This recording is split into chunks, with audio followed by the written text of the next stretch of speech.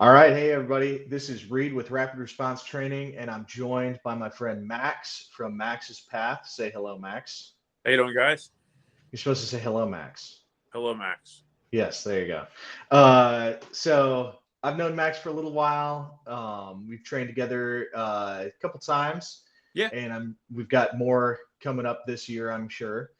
So we're doing a little video today. Him and I were talking about kind of how to get started when it comes to training in this whole in the whole thing that we do, right? And Yeah. that's Thank you. what Mr. J would call it. Yep. Yep. Others might call it the martial path. Yep. So it's kind of fitting to have Max on. So Max, why don't you give us a little bit of your training background, like how'd you get Sure. started in this and why? Well, I got started basically the same way a lot of people have, is watching Jaeger's videos, because I actually Googled, I was interested in getting an armor carrier, and I Googled that on YouTube, and it came up with this video with this complete psychopath who kept pulling at his shirt every 5 seconds. But besides that movement constantly throughout the entire video, he was saying a lot of things that made sense. So I kind of started looking into him more and more and more. And he was basically echoing all the things that were going through my head already. After kind of a moment of a little bit of helplessness, because we had a guy that was hanging out across the street from our house, and I called the cops, and it took them 20 minutes to show up, even though I could see the police station 2 blocks away. So that this is something a lot of people don't know. The cops we're not firemen. They don't hang out in the I police know, station. It seems like that should be full of them, but it's mostly empty. You would think, you call them and you watch the TV shows and they're there in 30 seconds. Sometimes before before you even need them, they're there already. It's what's in all the movies. But it kind of started awakening things in my head. So I went down to Camden for fighting pistol. That was 7 years ago, and that was my first official class. And then it's been kind of off to the races since then. So before you took your first class, what was your from the time you knew what guns were to the time that you took your first class? Describe that kind of any experiences you had, anything you learned, anything you did. Because you were already into guns already, if you're looking at getting a plate carrier, right? So my dad, when I was a kid, had every gun imaginable, and some stuff that a lot of adults wish they could shoot.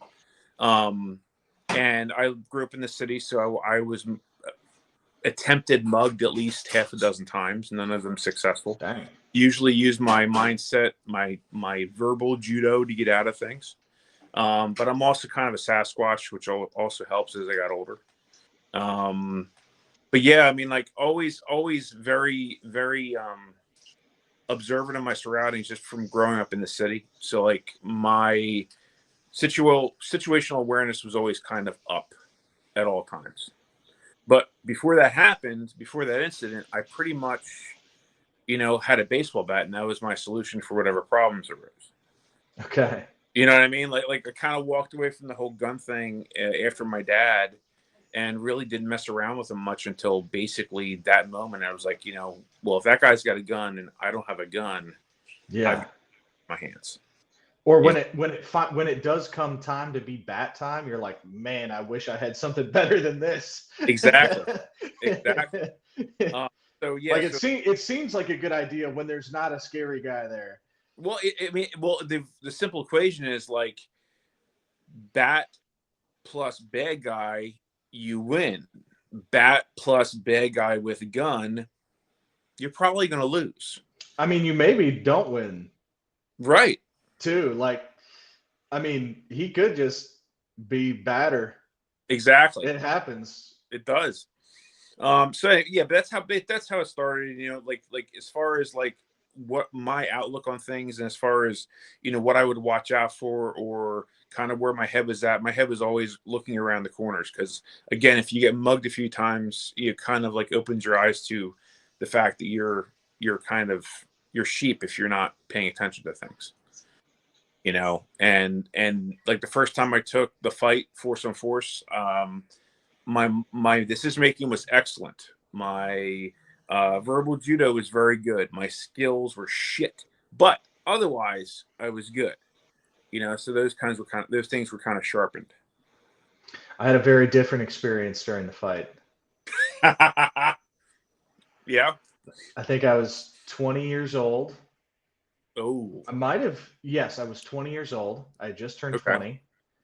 And yeah, so the decision making was not Well, there. Yes. I mean, like, So that's kind of a given, is that when you're 20 years old, you are not going to make good choices because yes. 20. Yes. Actually, so our mutual friend Gary Marr, Mm, he was an instructor in that class. So nice. that was the first time I met Gary. And I think it was him and Jay and Calvin, and Oh, I can't remember who it was a pretty big fight class. And I can't, because it was right before, I think it was the 2 days before alumni, maybe, or oh, two okay. days after.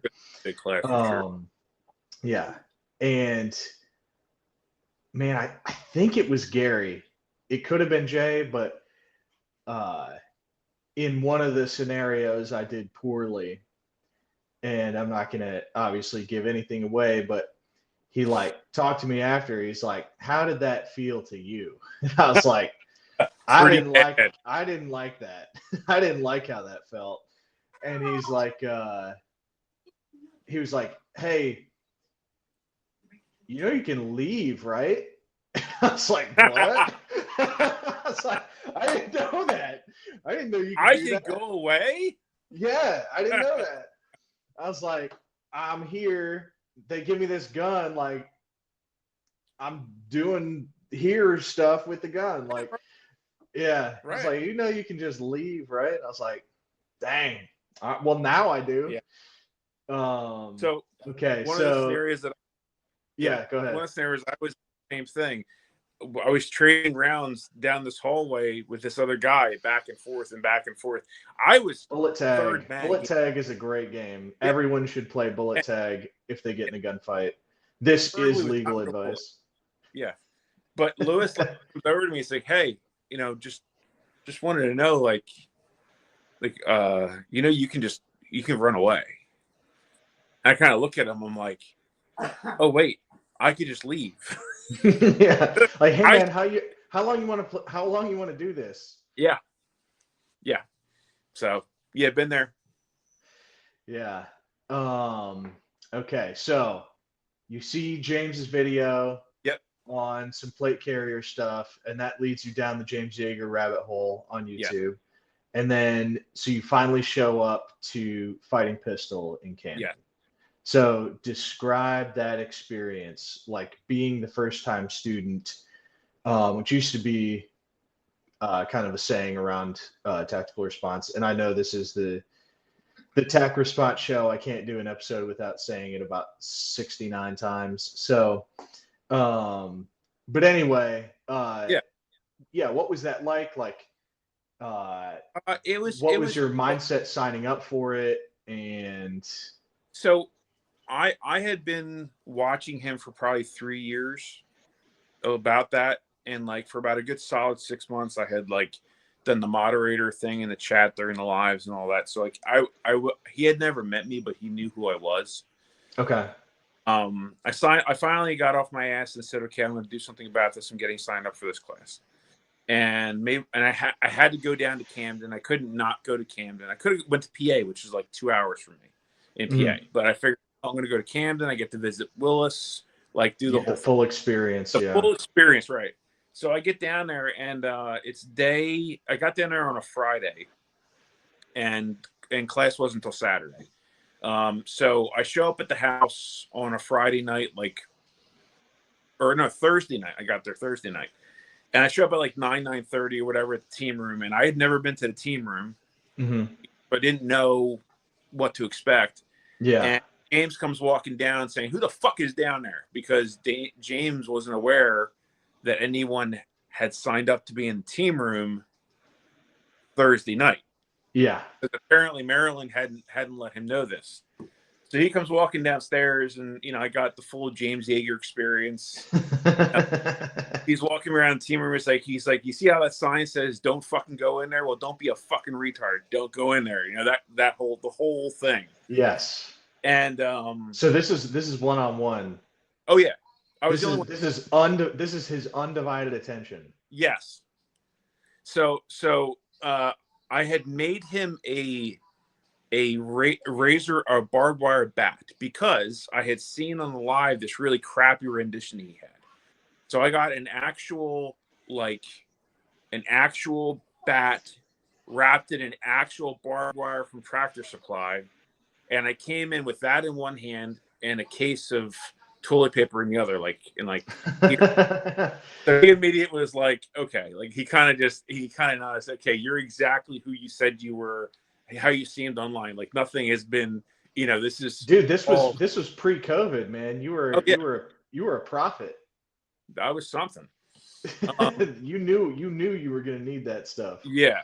So anyway, so really quick interaction, shows you around, says, "Don't be stupid, don't do this, don't do that." What was awesome was he leaves, and Barrett and Sam from Canada come walking through the door because they were doing sniper basics that night. Barrett Leslie? Yes. Okay. Who I got close with. Yeah. And so they kind of remember the experience of alumni. Mm-hmm. And even though they were dog tired from being a class for 3 days straight, they took the time, welcome me in, kind of, hey, do you want to go get dinner? Let's get dinner. Very much the way you hope every alumni treats a new student. You know what I mean? Awesome. Yeah. So yeah, it was a really cool experience. The next day I go into town. I come in Friday morning to sign up and just basically get registered and all that stuff. And Yeager's there again. He says, "Hey," "you wanted to shoot that Canic, didn't you?" I said, "Yes, I wanted to shoot that Canic." He says, "We'll jump in the truck." So I grab some ammo, jump in the truck, and again, we go out to the range and we're sitting there driving to Birdsong, just chatting, me and him, which is kind of a surreal experience, but I'm pretty good at just kind of blowing off the fanboy nervous shit, because it's really quickly you find out that he's just like he is in line. It's not some character he plays. Yeah.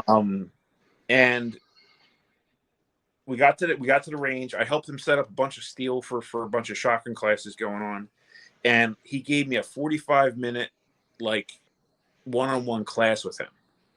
It's pretty sick. Which was absolutely amazing. Yeah. Absolutely amazing. So my first experience was kind of full on, full force, you and Yeager alone on a range, nothing intimidating about that, but once you shake it off, it's kind of awesome. You know what I mean? For sure. Yeah. So I get it. I get the new student thing is tough because it's a lot. If you're a brand new student, you haven't taken a firearms class before, you automatically have the guy thing of, I have to be good. Your ego, sure. And so trying to put that aside, and then you get the fire hose, which is fighting. Yep. 100%. Driving back that 14 hours was just, it was life altering. Yeah, big time. So let's talk about, so you went by yourself, you signed up for the team room. So not every place has a team room. That's pretty unique. Although now that some people who kind of came up under that are starting to kind of do that sort of thing. Yep. which is awesome. I think that is a huge part of building community. And I mean, not only community, it's big as far as like helping people afford to train, right? So, Yep. I mean, if I gotta tack a hotel on, Yep. I mean, I'm doubling the cost of the class. So, um, anyway, so you signed up for the team room, and you had talked to Maryland. You got registered, so you kind of knew like the address, and you knew the procedure and stuff like that. Much Which as is anyone does know the procedure, because yeah, you roll up the first time, you start shaking your head. This is like a house. Like, yeah. So the first time I did it, we did it wrong. And in my defense, so this was 2014. In my defense, I don't think it was uh I don't think there was like a listed call Maryland get permission thing. It oh. was just like if you're in class, you can be in the team room. So we just showed up, dude. And I don't even think we had the address. I think we had like it was on I think it was on Get Off the X. Oh, probably. And we had gotten it from there. And so yeah, we had to like knock on the front door and ask Rebecca. And but yeah, man, I mean the team room is dope. So yeah, it's a place you can stay. It was James's basement, and it was finished to be just a bunk room for students. Yeah. So that's something to consider when somebody's looking at getting into training. Is there an alternate lodging available, right? So, like I Well, said, for cost and to get to know the students, and a yeah. lot of times instructors too, Yeah. like a good class, everybody wants story time with the instructor, right? Of course. Like, I want that, you want that, Yep. people want that, whether it's stories from class or war stories or whatever it is, like just funny jokes. Yep. Because I think most of us have pretty decent senses of humor. Uh, People want that, in a good school, the instructor will minimize that during the class unless it's directly applicable. Yep. And where you get it is out of class. You Yep. get it on a break, you get it on lunch, you get it at dinner after class, or like if there's a team room. So if there's something like that available, some sort of alternate lodging, a team room style thing, or I think Ben Franklin's up, well, it's not close to you, but closer to you than me. Well, Ben But Frank, there's on, go Noah's ahead. place. Noah's place at Brookville. He's doing the same thing. Okay. Caprac Ridge in Kentucky. They're doing the same thing. Sick. I mean, like, it's. I think that all those instructors that came up through TAC Response realized that you have the class, and then you have the other half class, which is Yeah. the team room. Like, Well, and you're debriefing it. Like, there's a lot of yeah, value in that. yeah, So if there's something like that available, I would tell a new student, A, do it. yeah. Like, you're gonna be out of your comfort zone. Just do it. Don't be weird. And then B is like, use that nobody will. Nobody's gonna listen to me. But use the contact thing. Like, if Yeah. you're like me and you don't know the procedure to get in the team room, you're just gonna show up. Like, dude, call the instructor. Call the school, Yep. email the school, like they'll hook you up. That's what they do. And so I would say do that. And let's see. Other non-traditional methods are camping. So I've done that Yep. a couple times because I am broke and I don't have hotel money. So I've done that a couple times. And then once you do this a little bit and you start to become a part of the alumni network, then all of a sudden I can hit up you and be like, hey, are you going to like Yep. X or Y class? Like, let's split a hotel, right? And Or that, with Airbnb the way it is now. I mean, honestly, or Airbnb. if Yeah.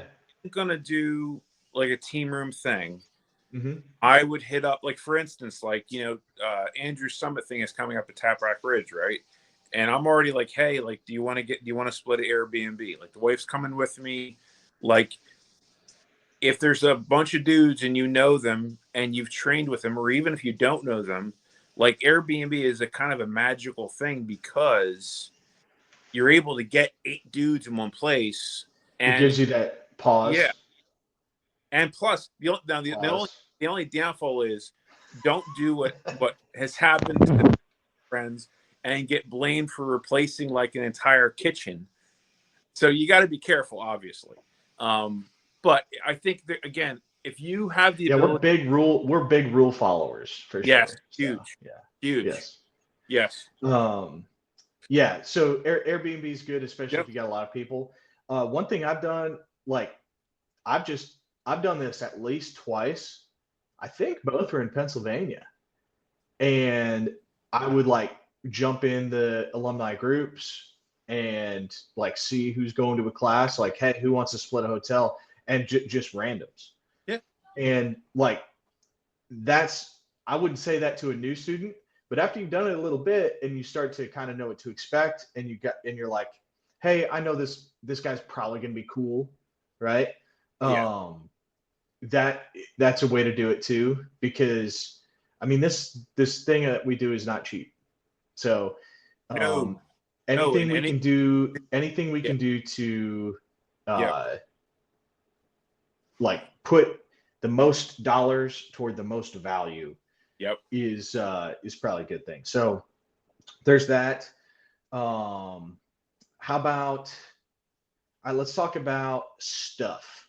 So we talk Stuff. about gear. We can talk about gear, but we can also talk about like other stuff, right? So, what's some stuff if you got somebody that's like, I don't know anything, like I've kind of grown up around guns, I'm interested in them, I've shot them before, I've never trained, right? And Uh, I'm gonna go do X class, right? It's from a reputable guy, but what would you tell them? Like, hey, here's what you need, and here's what you don't need.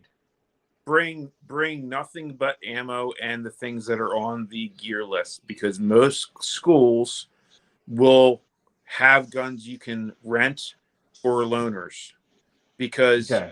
So if if you you don't have have a gun, you don't need to go out and buy one. no, no, like you being an informed consumer is so hugely valuable. And if you have the opportunity to rent a gun or get a loaner from the instructor, one, you know it's going to work because he's not going to want to fight it the entire time.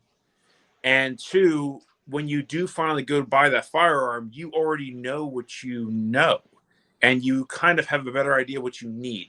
Because if all you do is watch YouTube and that kind of thing, you know, can you accidentally find good information and wind up with exactly what you need? Maybe. None of us have. I don't know anyone that has. I'm a friggin' I've person. been pretty close. I've been pretty close. I started with an XD40, carrying Woo! weight, carrying it, Grip, carrying it, grip zone, baby. carrying it down the back of my pants without a holster. Well, yeah, that's what they do on TV, dude. Yeah. Haven't you seen NCIS? Yes. So like I started out as bad as I could choose, and granted, the gun was great until I started actually shooting it. Then Yeah, man, that worked really good until I started using it. then all of a sudden, like what's happening? It must be me. But no, like I got lucky in the fact that and the other thing I found too, and this is crazy. This is crazy talk, Oh, but okay. maybe take suggestions on gear from people that see every imaginable color, flavor, type, brand come through class, and have a cross section to say, hey, by the way, we've seen that these work and these don't. So, like, if you have an instructor that has 3,000 people a year come through the class, maybe listen and maybe go buy what they're telling you to buy instead of trying to outsmart the system and then just eventually getting lucky at a gun shop and trading it in for what you should have bought in the first place. Yes, that's good advice. So be discerning who you're taking gun advice Yes. from. And it may be the guy behind the gun counter is not the most knowledgeable gunfightery kind of dude. He might be. He might know He could exactly be. what to buy, but he's still going to tell you what he wants you to buy. Yeah. It's yeah. He's like, hey, bro, you know what you need? You need a staccato. If you don't have a staccato, you're going to get killed in the streets, dude. Exactly. Like it's like cops. Like cops are your friends right up until you're the person they're responding to. Then it doesn't matter if you even know the guy. He's no longer your friend. Officer friendly, man. That's me. Yeah. So all right. So I would say like if you can for the gun specifically, if you can, take the class first.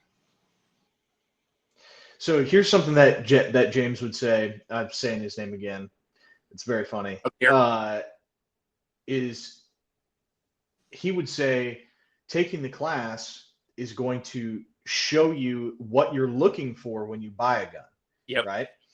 And now I'll go out. I'm going to disagree with you slightly. And if you get a one of the recommended guns, right? Like I know Gary's kind of famous or infamous for his list, right? And his is formal. A lot of places have a list that's just kind of like in their head, you know? Yeah. And it's not really based on like solid metrics of like they count and like measure stuff. I'm not that good of a counter, you know? Right. I am a good trier, but so anyway, like if you listen to this advice and you're like, I'm gonna get a Glock 19, and you take that gun to class, like, guess what? You're gonna be a Glock 19 guy. Like that's just how it works. And if you go like, I'm gonna get an M&P, or I'm gonna get I don't even know what else is recommended. Y'all like 365s, right? No, not me. Not you. So no. people like 365s. They do. So other people. Yeah. So if you get that and bring it to class, like, okay, you're probably gonna like that gun, and that's just gonna be what you like because it's what you have. You start at 0, and now you've got 1,000 rounds on this gun.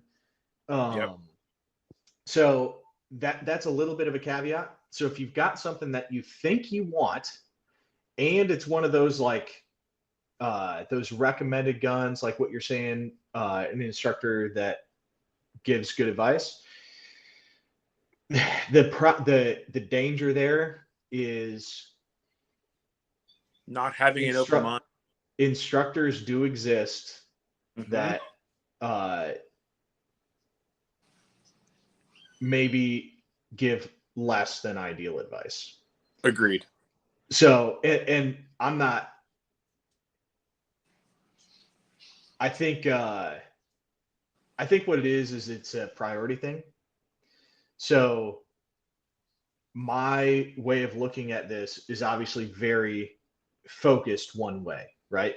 It's focused on fighting and it's focused on efficiency. Yeah. So if I can have, let's say staccato and Glock are equal, right? They're not equal, but let's say they are, right? But the staccato is 2,500 and the Glock is 500. Like, how much training and ammo and holsters and magazines and belts and optic and whatever can I have for that same money? Yeah. Where like all of a sudden now it's like, because we're all working with limited budget, right? And maybe somebody's listening to this who's independently wealthy or very, very successful. And if that's the case, you should hit me up. I will train you, and we can make beautiful things happen. Listen, and I'll charge you the same price as anybody else. I just want to be your friend and talk you into investing in Yep. range that I can use to further this thing that we do. So, If you're independently but wealthy, you want to have Reed Lindauer as your hey, instructor. I can't think of I'll anyone take it. to be your personal instructor than a combination of Reed, Mike Fiore, and Gary Marr. Those three, it's a dream team. You should Oh hire. man. And Well, that dream team I think is going to be here together soon. So good. yes. Anyway, yeah, I would. Anyway, let me train you. So don't be weird. Um, the but point being, like, man, we only have so much time and money, right? So So how many times, like, you got that Springfield 40? Like, how yeah, many times do you want to go like try and sell that thing, or you're going to hold on to it? I don't. Even if the gun sucks, I kind of don't like selling guns. I don't like that idea. Um, so like, okay, now how much money do I have to go buy more guns? And now I gotta, but it's not just the gun. I need all new magazines. I need all new holsters, right? So, so this um, this is my take on that, yes, financial wise. One, you shouldn't spend less than $500 on a handgun you trust your life to. Period. Hard stop. It includes sights with that. So sights that you can sure. fight and a handgun that you can trust your life. If you get it for under $500 and it wasn't used, you're doing pretty good. For that gun, whatever gun you choose, you need to have 10 magazines minimum. My personal opinion. Dang, That's my dude, 10 mags. Okay. 10 mag. You have 3 to carry because you should carry 3 magazines. Sorry, you should. And then you Dang, have 3 mags, dude. all times, at all times. Because Impressive. and you want to know why it's burning me? Because my first fighting pistol class, I had unreliable mags, and those suckers were failing on me. Like, and these were Glock factory mags. They were Mhm. failing the entire time on me. Like, it was driving me batshit crazy. So I was like, you know what? As many mag changes as I have had to do for this silly drill, I'm going to carry enough mags on me that I don't have to worry about it. So, personal opinion, 3 carry mags, that stays your carry mags. It gives you 7 mags to run a class with. Any class that you come to with 7 loaded mags, you're good to go, right? I think Sure. for a rifle to trust your life on, less than $800, that you're running close to the minimum of what I would say you can trust your life to. Now that includes if you're going to build it yourself, but if you're building it yourself, there's other variables that are in there. If I had to do it all over I would again, say don't. Yeah, I would say don't do that. I got lucky. The 2 that I have built, I have run through every class and they've worked like clocks. But that's not the typical. So I would say $800 is a good baseline cost. And again, 10 mags for that rifle. If you're going to run Okay. things like contractor classes and really like getting further into the weeds on things, buy another 10 mags. But 10 magazines, rifle at least $800, and from there you have all of the add-ons that go onto it. But you and I both know if you have a rifle, a sling, a light, and some kind of sighting system, there really is not a class you should not be able to take starting out. All right. So, if you can, there's not if you can, right? There's not necessarily reason to buy gear to take a class. True. Okay, so I agree. I've taken good example is Green Line Tactical DMR, Designated Marksman Rifle Mm. class, or I think he changed it to scope carbine, something like that. I think it's the same class. I think he changed the name. I don't have a DMR, dude. I don't have money for glass, right? Like scopes are very expensive. Um, so I hit up Don. I was like, "Hey, can I use your gun?" He was like, "Yep." And I was like, "Sick." So Yeah. yeah, I still don't have a DMR, but if I come across one, I know how to use it, Right. and I know how to use like I know how to do some of the range estimation. I know how to use the reticles, and a lot of those lessons apply to other. I don't have to have a DMR to be able to do that kind of stuff, right? You, Maybe it's a bolt gun, or maybe it's an AR with an LVPO that I can kind of press into that role. Um, so anyway, yeah, you don't need stuff to take the nope. class. I think the vast majority of classes, unless you're talking about some small unit stuff, but the vast majority of classes you can pretty much do in the clothes that you just wear every day, Yep. and stuff some magazines in your pockets, Yep. and this includes rifle classes, Yeah. right? So Yeah. I can 100%. I got a I got a rifle back here. It's in pieces. That's my next video is gonna be that. But um, so the a rifle class, I can run my everyday carry holster.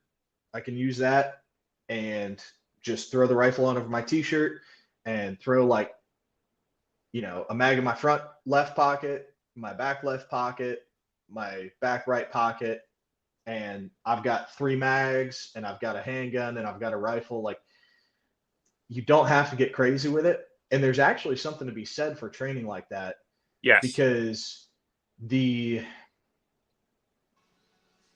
it's not good to be dependent on gear. And also, if we actually have to do this thing for real, Yep. there's a very low chance you're going to be able to put your hero suit on. Exactly. Like, probably what will happen is whatever you're wearing is going to become your hero suit. Yep. And that includes your birthday suit. So I agree 100%. I think that, there is a huge benefit to running your gear how you wear and how you run your gear. Like, if you come to a pistol class that's a concealed carry class, and you've got a friggin' Safariland holster on, Yeah. and like that's ridiculous.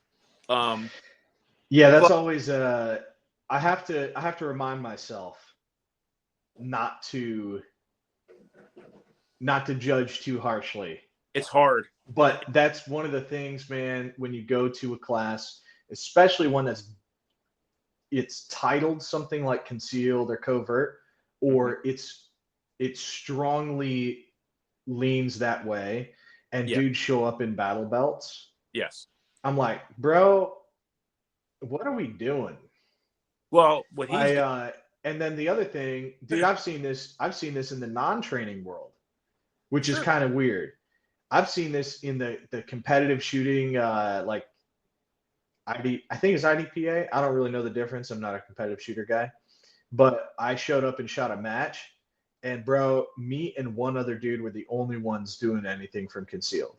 And which, like, if these guys are competitive shooters, is their hobby, this is what they do, and they got their race stuff, Yeah. like, hey man, that's cool. You play this sport, right? Yeah. I don't. I'm just kind of doing this like pickup game. But that's cool that you play it. Like, I support that. I think that's dope. It's just not what I do. But the amount of dudes, Mm-hmm. it was in battle belts. Yeah. Like, they got med kits and big fixed blade knives on there, and I'm like, Yeah. bro, like, because and this is why it bothers me. Okay, this is America. Do that. I love it. Awesome. Have that stuff. I have it. I think you should have it. I think you should use it. But But uh hey, you're not going to have that. yeah. Like, you're just not going to have it unless you have a job where you're already dressing like that. Yeah. There's like not going to be time to put that stuff on. Yeah. Well, Well, and I do that those are the same guys that when the match is done, they unload that pistol, they fucking yeah. rack and show for themselves 50,000 times. They Yeah.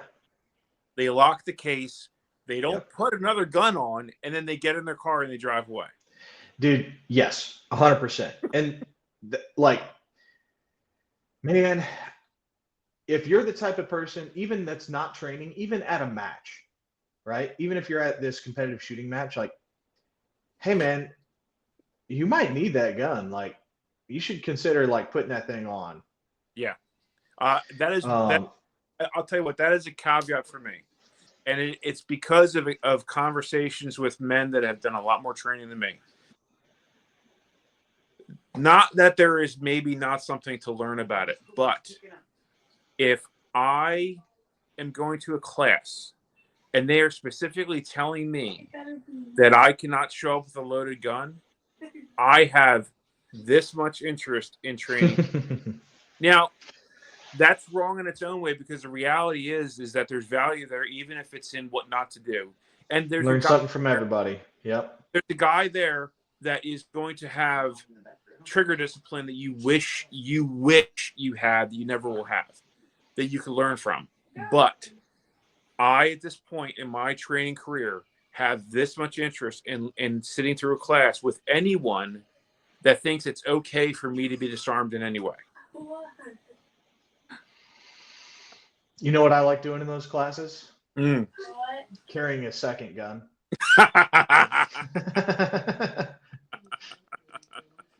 Well, see, Mike was like, they're like saying to everyone, "Hey, okay, guys, so go ahead and load up." And Mike's like, "Okay, okay," you know, it's and they're like, "You had a loaded gun?" You know, it's like, yeah, man, we came here to shoot these things. Yeah. Like, if I have it loaded anywhere, why wouldn't it be here? Like, I came here specifically to do this. So if anyone here is from the TAC response community, they may know who Phil Blevins is. He's an awesome dude.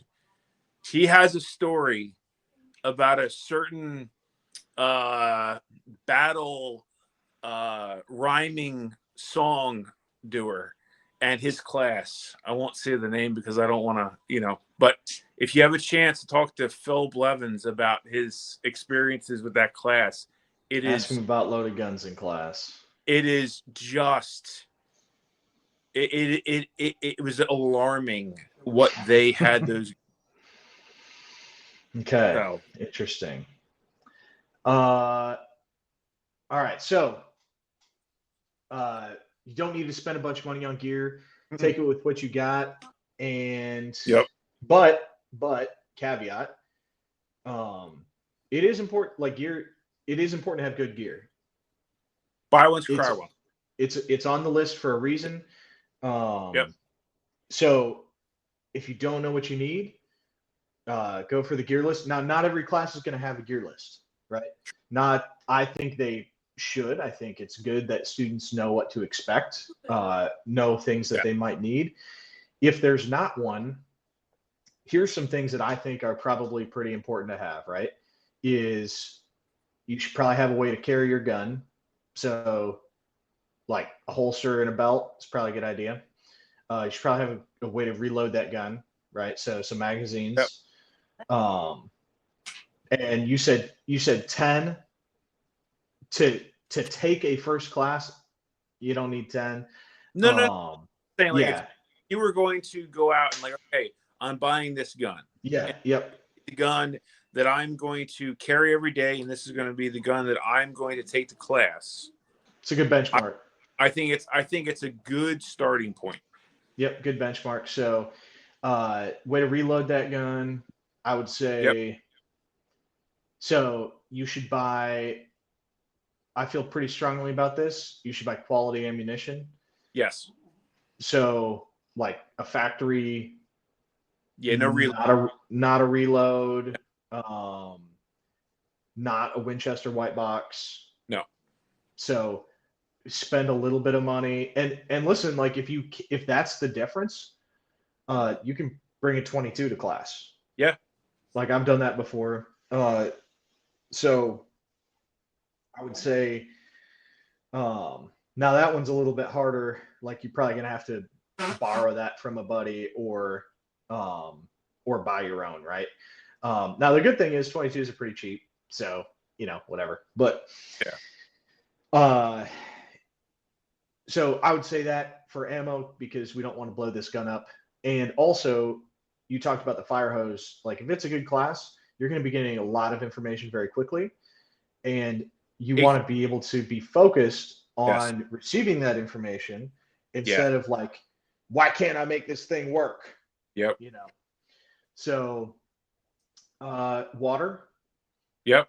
You should bring probably a gallon of water At least. because um, heat injuries are real, man, and most of us are dehydrated and most of us are sedentary, and you don't want to go down because you're dehydrated, and you don't even want to just like not be having a good time because you're dehydrated. And So one of the best water containers that you can buy for cheap is a smart water bottle. Buy the bottle at 7-Eleven, refill from a tap from there on. It's very inexpensive. They work really well. Tap water has the chemicals that make the frogs gay, though. Maybe. Well, then buy a filter of some kind. But like those smart water bottles are almost indestructible, and you get them for free when you buy the bottle from the store. So That's you get true. amazingly you get water in the water bottle that you're buying. Yeah, I like the gallon jug. Yeah, like for class, and then I can use that to or I yep. mean, you could drink out of it if you're a savage. I like refill my water bottle from that. But I also strongly recommend bringing lunch. Yeah. So in some classes, it's going to be required because the training location is remote enough that you don't have time to go into town and get something. But even if it's not required, bring lunch because that time is so valuable. That's like a good time for the story time with the instructor, Yep. right? That's a good time to debrief with yourself, with the instructor, with another student. Like, oh, dude, this drill was crazy, like blah, blah, blah. And if you've never trained before, you're going to hear me and Max talking about this. You're going to be like, I'm not going to want to talk to these guys. Yeah, you will. Yeah, you will. You start having this shared experience where everybody's drinking from the fire hose and like things are crazy and you're shooting your gun and you're moving and like you're like, oh, I didn't even know you could do this. And so having the opportunity to kind of debrief, to talk about it, it's very valuable. So and the other thing I would say too is I strongly suggest, especially if you're going like somewhere like Tennessee for training, like don't do yourself in with like a heavy lunch. Like bring like a light lunch you can eat where you kind of get what you need to keep moving. But like don't make the mistake of like going to McDonald's or going and getting a giant hoagie and you're going to be hungry and you wolf this thing down and then for the next hour and a half you're feeling like an 80-year-old man moving around the range. Like yeah, bring probably just enough is what you want. I mean, like and you don't necessarily want to feel full. no, definitely not. I don't think so. But I mean, if you're, I think people naturally do that a little bit. Maybe there's some psychos out there, but like when it's real hot and you're working hard, the appetite just ain't there. But you're used to working hard in the heat. Someone that's not. I'm not, dude. I'm not. I mean, I've done it, but I'm not used to it. Oh, well, I am. But yeah. I think you're 100% correct. I think bringing lunch, it's going to save you, even if let's say you've got lunch that's 5 minutes away. By the time you get in the car, go get the food, bring it back, get out of the car, set up, like you save so much time. And then the other thing too is load your friggin' mags. Like you have time to load mags, and then that's another thing that is going to make it so much better for you because now you're all ready to go. 100%. So I'll add a couple things onto this. So you're going to need eye protection, ear protection. It should be a given. Maybe it's not. I strongly recommend electronic ear protection. Yes. And here's the reason why is the instructor is gonna be giving commands and he's gonna Yep. be giving correction. Yep. And like if you can just hear him, it's so worth the $30 or whatever a set of electronic hearing protection costs. So Walkers or Howard Lights, something, one of those cheap, Yeah. which by the way, they work great and they last forever. I have Like, 4 pairs of Howard Lights yeah. that outlasted the pair of contacts that have died on me. Like Yo, you killed a pair of contacts? they just died on their own. Like, you know. So, but the whole thing is like if you Brutal. buy a pair of like the cheapest reliable like thing would be like the Surefire earplugs. They're like $12. Mm-hmm. For another $20, you can get a pair of active hearing protection that, granted, when the gunfire is going, it's going to cut out on you because it's what they do. But who cares? You can listen to the instructions, and when you're on a line of 20 people, because it can be amplified, you're going to hear the instructions even if they're down the other end of the line. And Yep. you get to hear the instructions that are being given to the other people. Yep. If they're like having a problem. So it allows you to be way more able to kind of soak up as much of that learning as possible. And again, for the price, I think that is one of those things that is just it's a must. There's no excuse. Sorry. So I took if you don't have Amplified Ear Pro and you're using foamies or using just regular muffs, stand in the middle of the line. Yeah. Like make it like don't be a dick to the other students, but make it your mission to be in the middle of everybody so that you can hear.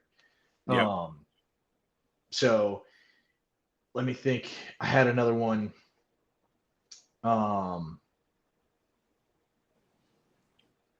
I thought it was eye or ears, but magazine loaders. What's your opinion on this? I think unnecessary for rifle and necessary for pistol. You said unnecessary for rifle, Right. not necessary, but for pistol, you think they are necessary. 100%. Because the Okay, reality, interesting. especially if you have like I'm running like a Glock 48 right now. Let me tell you something. The last 3 rounds, they're a Or how to bitch. get in, yeah. So depending on the pistol you have, like that's gonna get to you. Like you trying to get the last few rounds in at the end there it can be a nightmare. And the same thing for the SIGs. The SIGs are apparently the same way. So I would say, for rifle, it doesn't matter. I mean, you can click those rounds and there's almost no pressure needed to do it. I don't necessarily think that the manual ones really give you any advantage. It helps for unloading mags, but for loading mags, So I'll caveat that a little bit.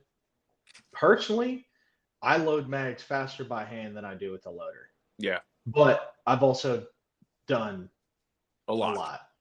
Like I don't even know. Yeah. I've done a lot. Yeah. Tens of thousands, probably. Yeah. So I would say for my first pistol class, I had a Lula mag loader. Yep. Which is kind of like the one to get. Now the Glock comes with one, and that's not a bad one. It's just not as good as the Lula. So if it's your first class ever, you're new to loading magazines, I think that can be a good thing to have. And then also, if physically you struggle Yeah. loading magazines, right? So like maybe you have a medical condition or a disability, or you're elderly, or many females can do it no problem. Others struggle, right? So if that's you, I think strongly recommended, and they're not expensive. No, I mean the Lula is definitely I think the one to get if you have one that comes with the gun for especially for pistols. Go for it.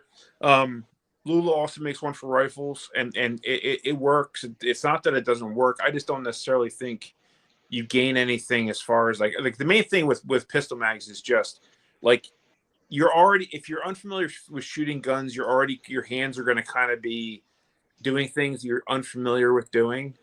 So if you can take some strain out of them, you're better off. Sure. Let's see. Oh, here's another one. This is one I do kind of consider mandatory. Is a real notebook. Yes.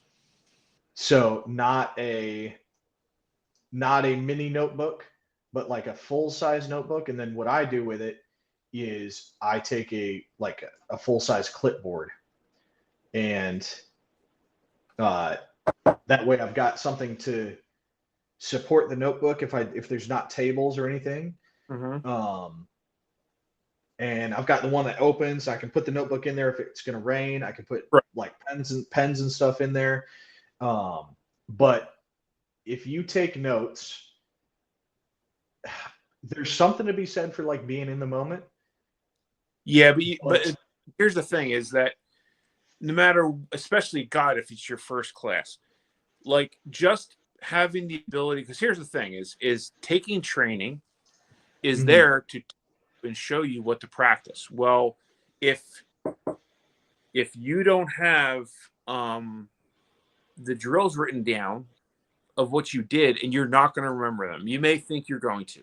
You are not going to remember them. So if all you do is just a simple action of write the drills down so that you can then go practice when you get home, like that's invaluable. For sure. Even if that's all you do. For sure. I agree. And writing the drills down is a little bit like shorthand. Yep. So you don't need to write down necessarily everything you learned. No. If you can write the drill down, you're like, I remember that drill. I learned X, Y, and Z, right? Now, if you can do both, obviously. And the other thing too is there's an action to that, like the way the human brain works. Like there is a symbiosis there between you doing a thing and you writing a thing down that is going to help you recall things. Correct. And that's how the human brain works. Absolutely. So, I agree with. Now, I do disagree. I don't think you necessarily need a full size notebook. The advantage of a full size notebook is that you're not having. It's big. It's big, and you're not having. It's full sized. It is full. But the advantage there is 100%. You're able to get in there a little better. Plus, also theoretically, you can most of those notebooks you have a 3-ring spot, so you can actually take that out of the notebook, put it in a binder, and then kind of make an entire training binder or 10, depending on But you are also someone that is very diligent about taking notes. So is a bunch. I'm a note man. You do that well. Some people it's tough for them to do that, but again, even if all you think you're going to remember, you're not going to remember. I have classes that I have taken 2 or 3 times, and I get to the second time taking it, I'm like, wait a minute. Wait, I know I took this before. I don't remember that being here. And that's because more than likely I was so busy downloading what I just did or downloading what happened the next day because it was impactful that it just didn't register as well. So yeah. Max, have you taken advanced pistol or advanced rifle? Okay. Nope.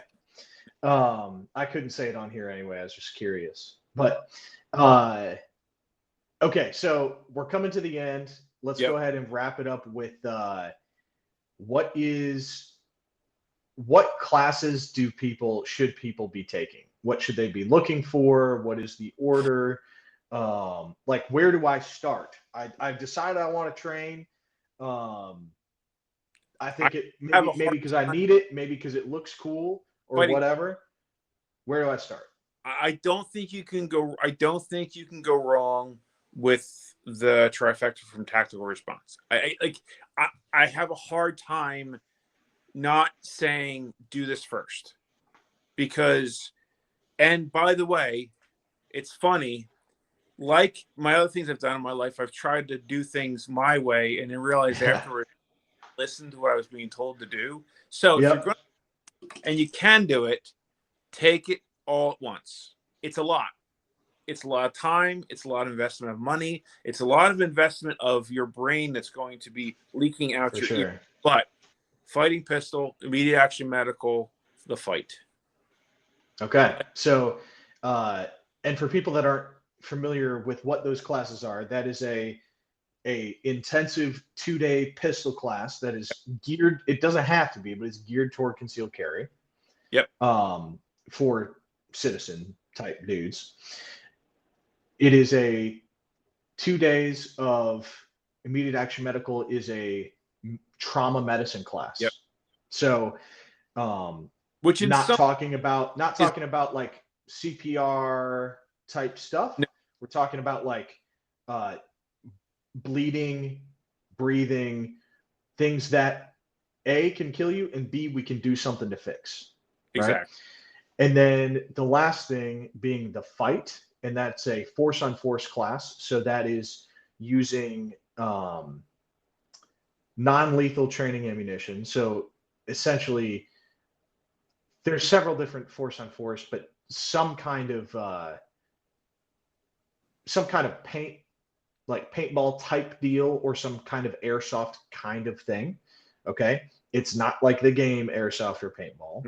Mm-hmm. The fight specifically is scenario-based training.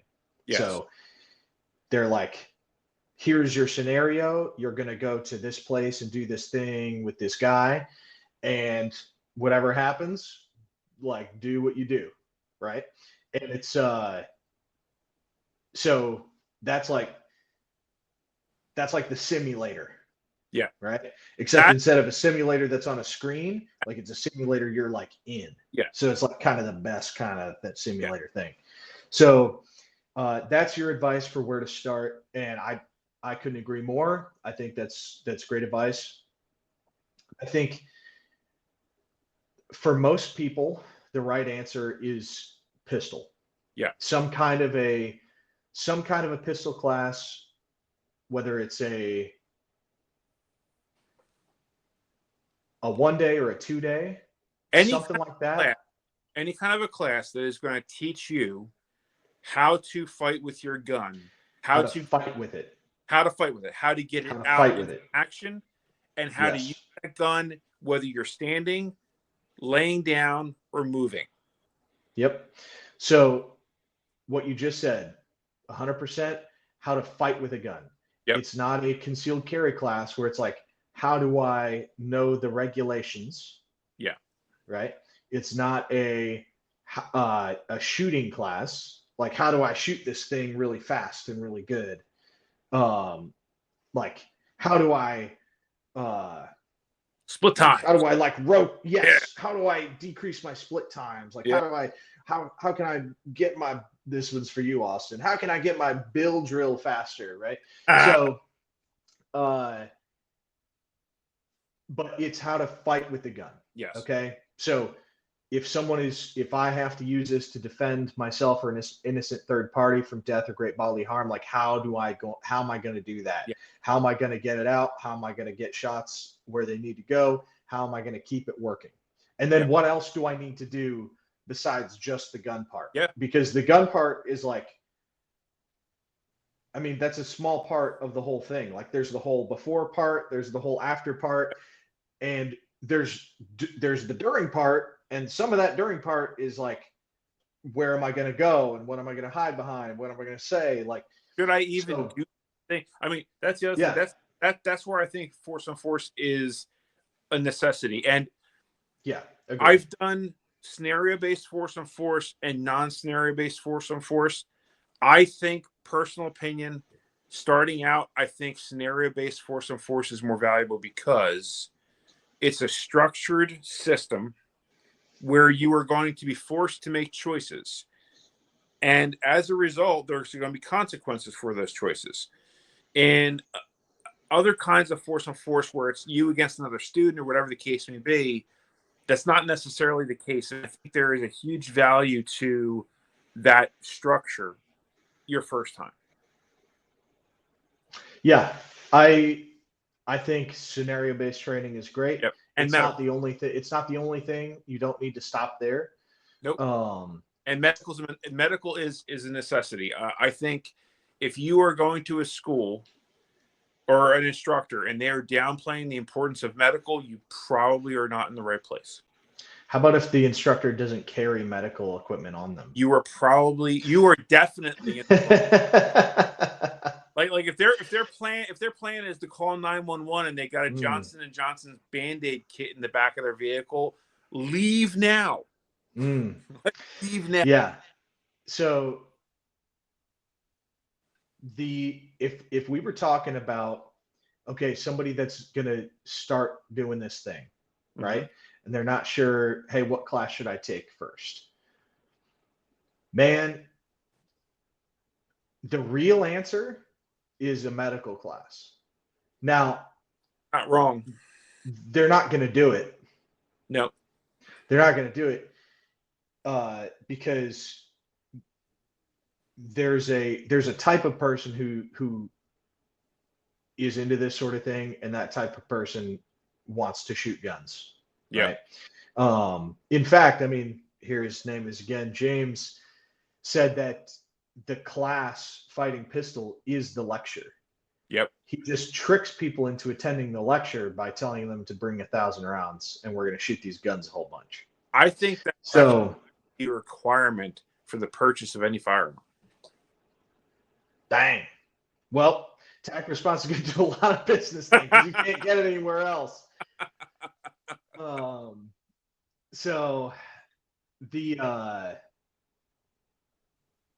so medical, here's why it's so important, is because medical has to do with gun problems, and it has to do with everything else too. Like the big one people think about is car crashes. Yeah. Okay, there's industrial accidents. There's just household accidents. Yeah. Right. Like I dropped the knife, and now I'm bleeding bright red, spurting blood. Like, and people die, dude. Yeah. Well, so you see like the rush for homesteading. Well, okay, got it. If you're living on a property that's, substantial size, that's in a rural area, and you don't have the ability to keep yourself alive if something horrible happens, like that's a problem. Man, if you're in the city and you have some sort of an arterial bleed, yeah, it doesn't matter that EMS is 5 minutes out. Exactly. Like you ain't gonna last 5 minutes, bro. No.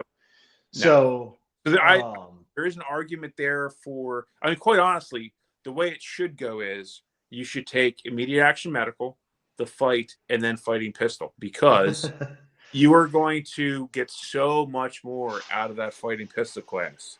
But you and I both know they never sell a single class. So you go. I think it's a good thing to know how to use a gun before you take the fight. Yeah, but can you imagine having no clue walking in there and having to figure it out as you go?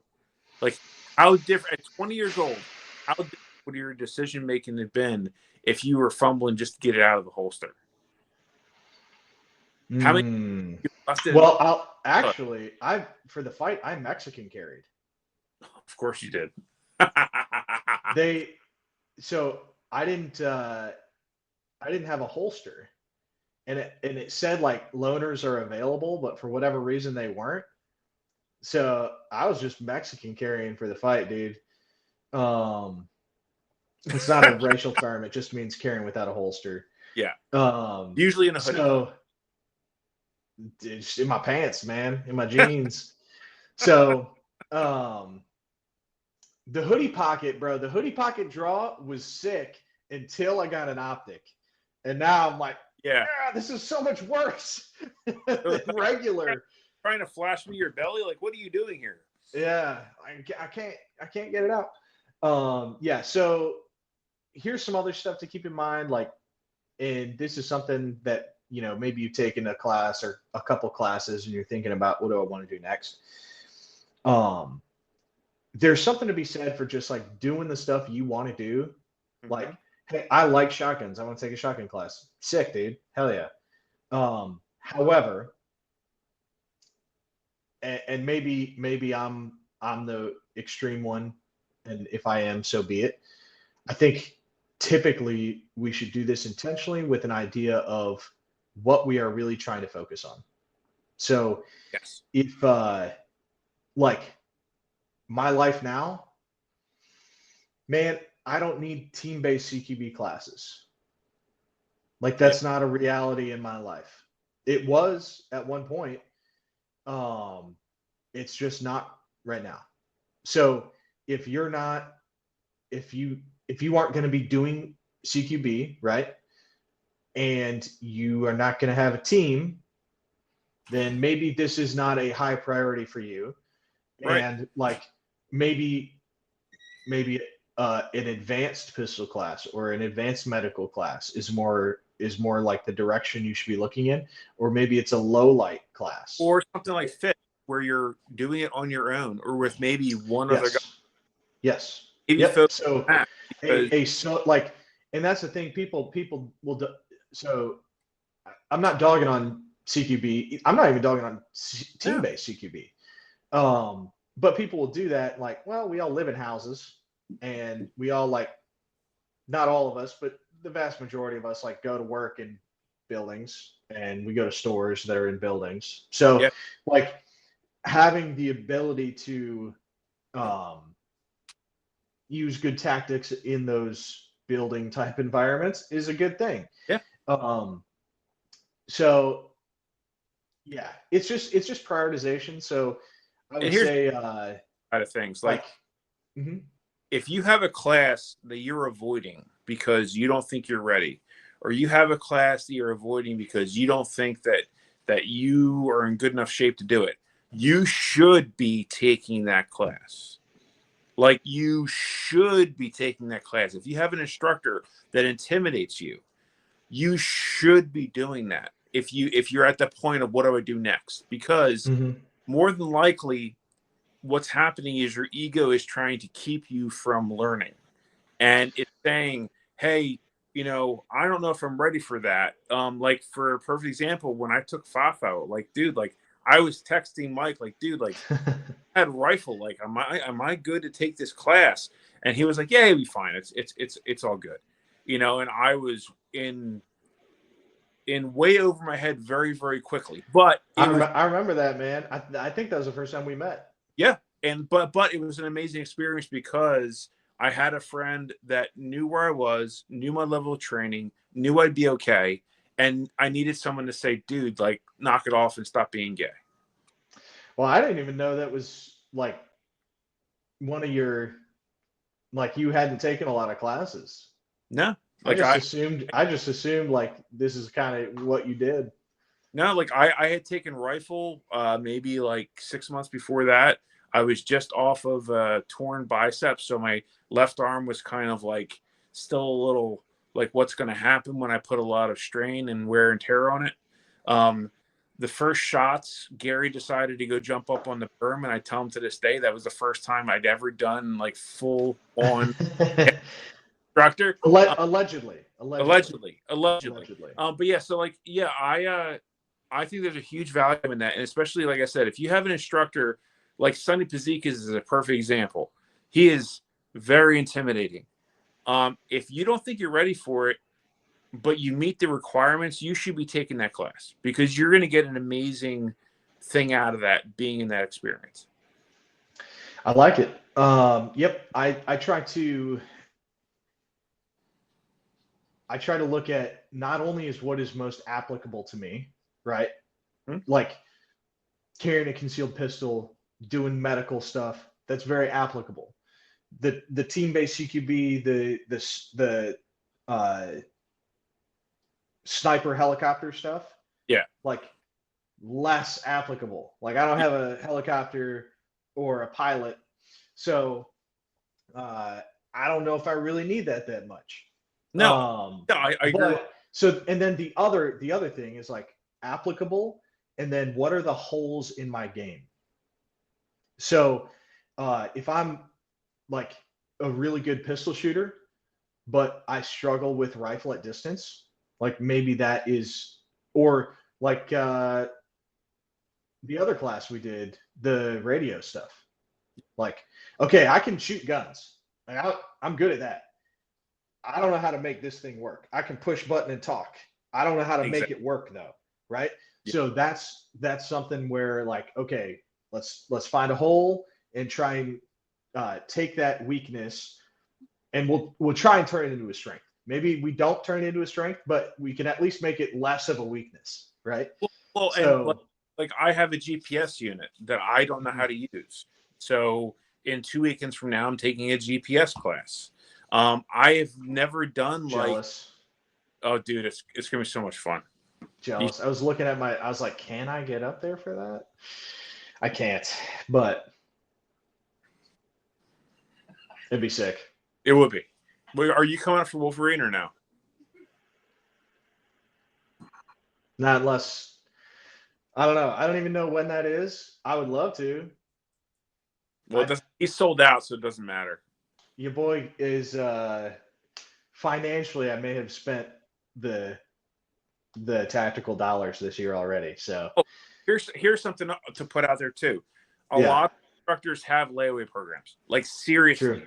like use that tool because it is crazy how fast $25 here and there adds up to a class. Also, a lot of instructors will give you class credits for doing things. Like let's say you get a call like, hey guys, I need someone to help me work on the range. Like Gary gave away 2-day classes, and I think he gave one of his rifles to somebody else that came out and helped rebuild the range. Like pay attention to that shit. And that's part of the value of one of the alumni groups is like you get these calls to action, and like maybe you can take the class because now all you have to do is just pay for the ammo and get there.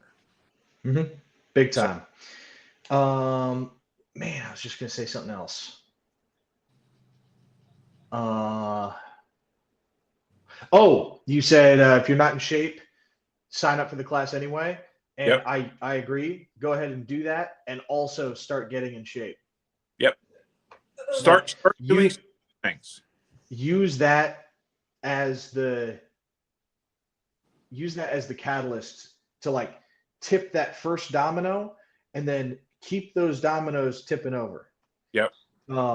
Because we all do this stuff kind of because we don't want to be harmed. Yeah. Right. We don't want to be hurt or killed. I don't want to And be. by the way, here's a little secret for you. It's very closely kept secret. You probably have never heard this before and you don't know it. But if you are fat and unhealthy, that is going to kill you about 100 times more likely than like a bad guy. Yeah. So we can our entire life can be better, and we can help protect ourselves from the bad guy that is like heart disease without just by doing that. And like, by the way, when you're in shape, you're like a better fighter. Yeah.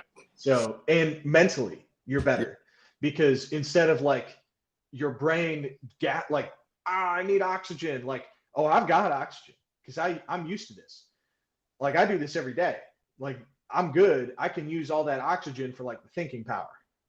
And that's the thing. That is 100%. Like you get gassed and you think that you're going to be able to make critical decisions. Like, no, you are going to be worried about being gassed, and you are going breathing hard, and you're going to be in this tunnel vision because that's what happens. Like the more, for sure. It's like anything else. The more more training you take, the easier it is for you to get a better view of things. The less you're focused on pains and aches and or being exhausted, you can get a better view of things. Like all these things help us be an asset. And my main thing is I want to be an asset, not a liability. Yep. Like that's my whole goal. Whether it's to my family, whether it's to my friends. Like if Mike calls me now and says, "Hey, I need you here now," my vehicle's ready to go because I need to get there. If my wife says, "Hey, shit's going down, I need you to get home," I have everything in my car I need to be able to get home.